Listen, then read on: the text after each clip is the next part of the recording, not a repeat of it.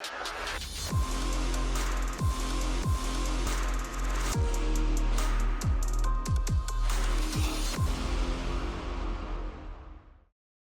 right, we welcome you back to Vicksburg High School on a Friday night high school football at Memorial Stadium. The Gators, this is the third home game for Vicksburg, back-to-back, third home game of the year as they take on the Terry Bulldogs. They're undefeated, 3-0. And so Vicksburg would like to get back on track before they play Yazoo next week and then a bye week. So it'll be good to get back on track as we get close to the midway point of the season. We welcome you back, Charles Edmond, Vicksburg High Coach Chris Lacey.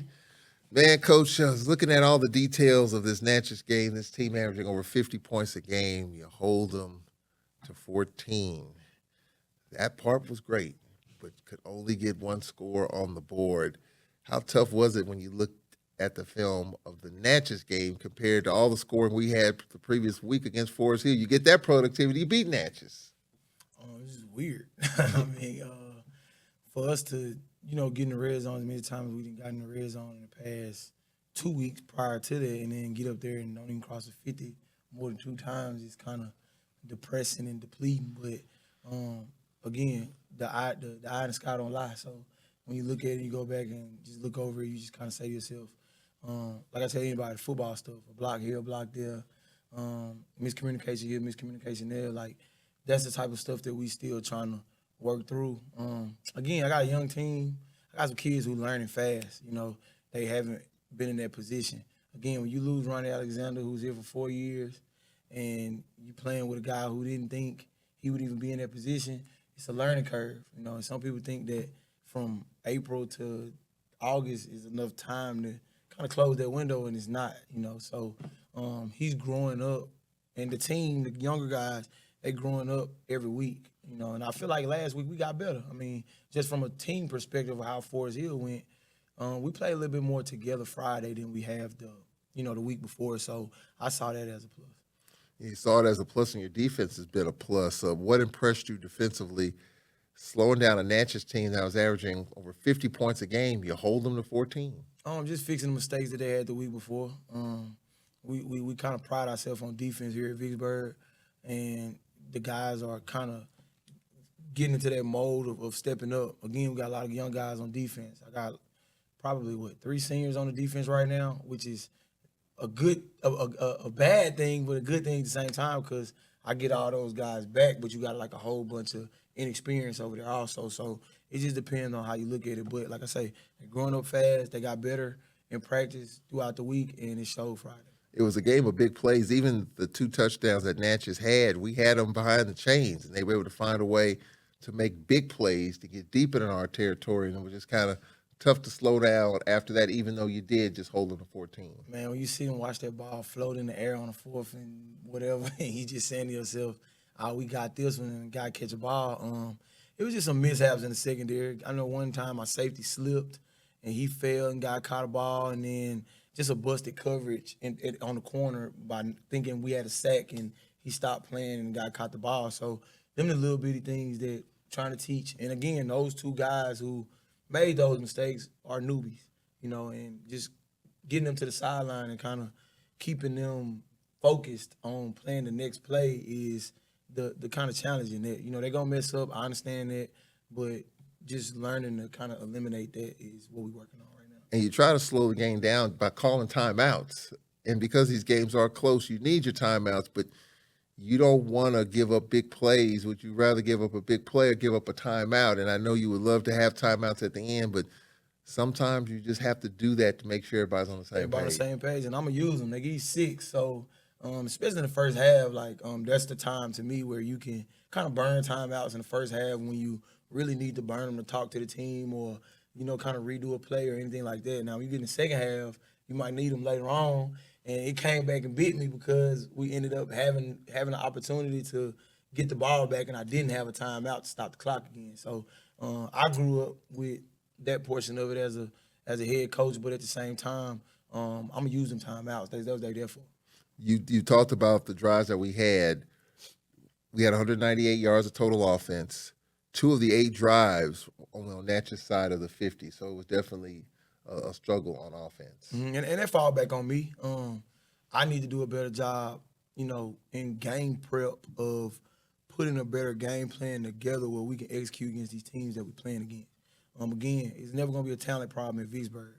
So I got to look in the mirror of myself and say, what can I do to kind of help us out a little bit more when it comes to that? I mean, I personally, throughout the years, have just been more of a defensive guy when it comes to, just game prep. And me and my young defensive coordinator, we've been working a lot together to fix the defense. But then at the same time, now being in the head coaching role, I kind of got over on the offensive side a little bit and kind of starting to put my little sauce on little things that I see that can help us over there. One, because I am a defensive guy and I know how to read it, so I'm gonna be more heavily involved in what's going on with that also. Well, when you talk about the offense, you're talking about the quarterback rotation. Against Forest Hill, you started Clay and then brought in Maxie. And I thought it would be the same footprint against Natchez, but you went with Maxie, and then you did start Clay the second half. Talk about the decision there. Just, again, we got 4 games before we get to district, and I got a young team.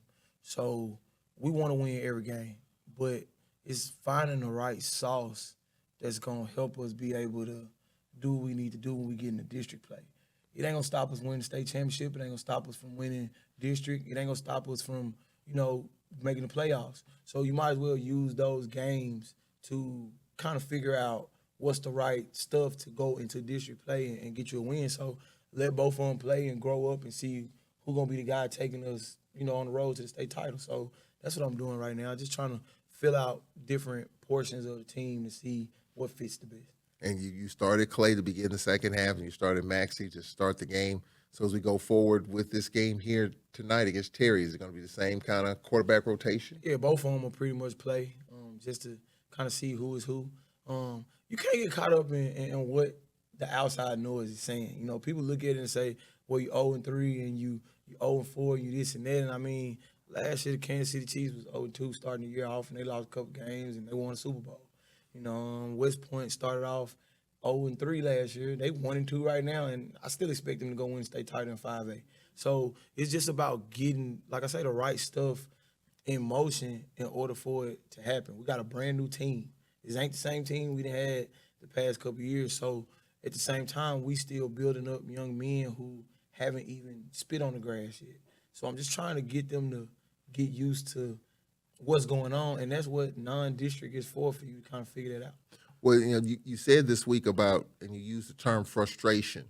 It's one thing to be frustrated when you just don't have it, when the pieces just aren't there.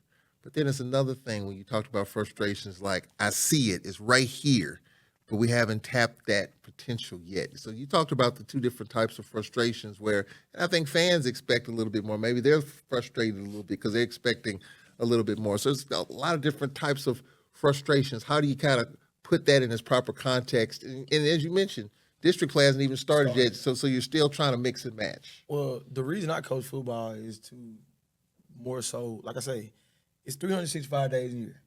You get 355 where you're not playing football. You get 10 Fridays guaranteed through the year where you're guaranteed to play a football game. The other 355 days, we preparing kids for them 10 games. And how I look at it is, I got a 9th grader or a 10th grader right now that's playing. It's 9th grade, 10th grade, development, JV, let him do his thing, but I'm more so concerned about what this kid looks like going into his senior year where I can help him get a scholarship or he's better when he left Vicksburg High School. So that's what I'm more so concerned about. So when I'm out there on Fridays and I see Jordan Clay throw an interception, I'm more so concerned about how he's going to react to throwing that interception. Is he going to correct his mistake and go out there and fix it?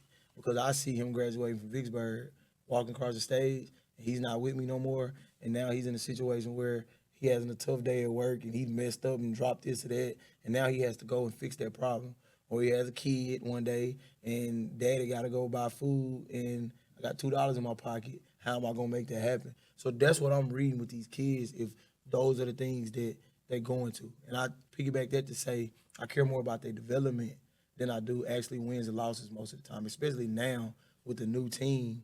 I'm building for the future. So I'm more concerned about who these boys are going to turn into when they with me. So we could go 0-10, but, if I got a kid who is in prison when he leaves Vicksburg, then I ain't do my job as a coach. So I see that in football. Yeah. So I'm trying to get that through to them. Now, is it frustrating to lose? Yes, because the frustrating part is me still having to say the same thing 4 weeks in a row where I'm not mad you threw an interception. I'm mad you're not correcting what happened with that interception. Yeah. So that's my frustration right now. I know we talented.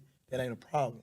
But in order for us to win, we got to do what the elite programs do, and that's let stuff go to class on time, do the right stuff in practice, and that's what's going to help us get to that next level. Well, we talked about frustration. How has the team handled that? Are they frustrated? Because we had 3 games that have definitely were winnable games. Well, like I say, it's been rough. You have different moods throughout the week. You know what I'm saying? Somebody at home might not understand how football actually works.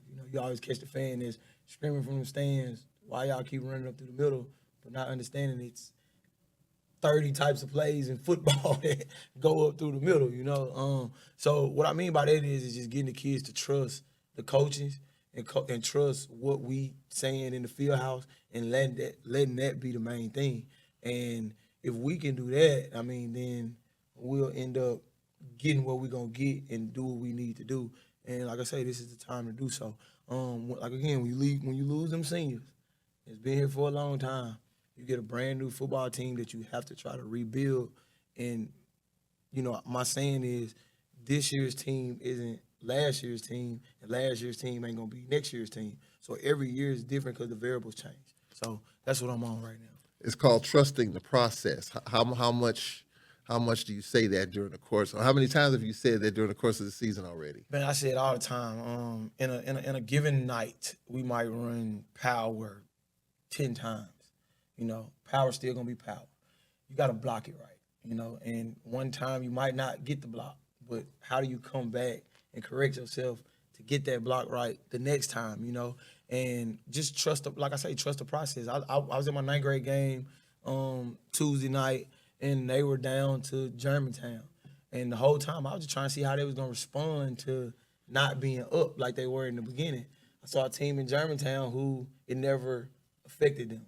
And me gauging and evaluating my guys, I'm on the sideline just trying to look at how we going to respond to now we have that adversity. So that's all I'm looking for in my team. And these young guys, they never been on that field. Like I tell people all the time, when that band playing and they loud, and people heckling you from the fans, and you got they band playing, and you sweating in the palms. If you haven't been in that position before, it sucks. And it's going to be hard for you to acclimate yourself with that then. That's why you have to do it Monday through Thursday in practice, so you can be ready for it on Friday. So. Well, this Friday night, the Gators take on Terry, and Coach, your running game has been outstanding the first couple of games, but it was kind of slow go as far as running the football. Talk a little about that aspect of it and trying to improve upon that. Because was it just Natchez defense is kind of stacking the box a little bit because we're used to Corey Knight, we're used to Blackmore running up and down the field. It was a tough go at times. Well, one thing you can't do is and I tell the boys this every week, like you can't shy away from the person that you're playing. I heard Kirby Smart say this past weekend in the Georgia-Kentucky game, I told y'all before we got on the bus that when you go up here and you play these people, it's going to be a tough place to play. So, again, Notre Dame lost to NIU. Like, you can't take anybody lightly when you're playing. So, all credit to Natchez. Like, I asked 2 of their players after the game, like, what grade were y'all in? The 2 defensive ends, 5, and them boys could play some football. So, and the quarterback, he was amazing. So, and I knew that going in, but just getting young 17, 16, 15-year-olds to understand that you can't take anybody lightly is a thing. And then when you get out there and the lights cut on, you find out that what you saw on film is really what the real deal. Real deal. So just one of them things. Shout out to Natchez, their coaching staff. They was very well coached. They played a clean game, and it was just good competition. Well, speaking of competition, it's going to be a competitive one tonight. You're taking on a team in Terry, the Bulldogs, that are undefeated. They beat Raymond Pure Academy, And Callaway 13-12. Talk about what we can expect from Terry. They are the same team that they were last year. Grimy. You know, they took us to the wire last year when we went up there to Terry. Coach Thigpen still the head coach. He's still a good friend of mine. You know, we coached an all-star game together. So I know he's a really good coach. He come from Taylorsville, so he done won championships before in Mississippi with high school football. And I don't care who you playing or where you at, 3-0 is 3-0. You know, because we're 0-3. So 3-0 is 3-0, and you got to respect the record. So just trying to get the kids to understand that we're going to have another, you know, competitive game this weekend. I saw when we got our team meal Friday, Natchez was already on the field. So I keep telling them, people are excited to play Vicksburg. You know, you are their Super Bowl sometimes. So you're going to give people's best punch when they come here. And Terry going to come just to say they got up 4-0 and they beat us at home, so we just need to be locked in. How was the week of work after the tough loss to Natchez? It's been well. I mean, the guys responding. Like I tell them, we almost there. You know, we sit down, watch the film. Everybody see the mistakes that was made and stuff we just need to fix. So one thing about my kids, like, they gonna be prepared. You know, we're not gonna go into no game and it ain't no stone that's not unturned. You know, we do a good job, the coaching staff, of breaking down film and making sure everything is what it needs to be.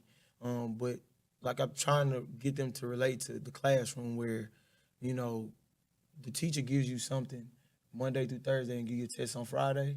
You had all week to study for it. That's what this is. And if you can do it the proper way and study and have good study habits, you can kind of help yourself out on Friday. Well, last question. Which is the tougher part? Being the coach and teaching and doing the lesson to get ready for Friday. You're a teacher too, and getting your lesson plans ready for the students. Which one is tougher? Oh, I did the lesson plans in the summertime, so they already done. Like, that ain't the hard part. You know what that's gonna be. That map is already given. But meeting new teams and things changing, people getting injured, and who they lost to and who they beat, you don't know. So you have to do that week to week. We need a win, Coach. This will be a good one. Yeah, second in a row at home.